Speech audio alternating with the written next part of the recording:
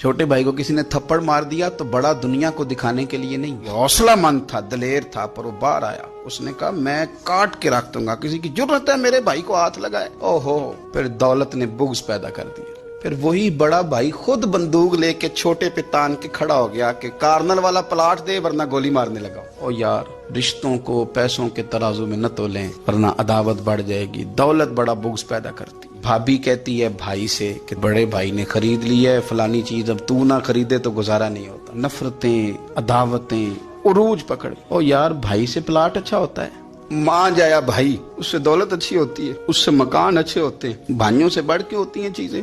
بات کو سمجھے، لیکن الجھ گئے لوگ۔ ماں جائے جو کسی کو اشارہ نہیں کرنے دیتے تھے میرا بھائی ہے، پھر انہوں نے گلے کاٹنے شروع کیے، ایک دوسرے کے خلاف مقدمے کیے، عداوتیں روج پکڑ گئیں، سالوں ملاقاتیں نہیں ہوئی بھائیوں کی بھائیوں کے ساتھ۔ وجہ کیا تھی؟ دولت بغض پیدا کر گئی۔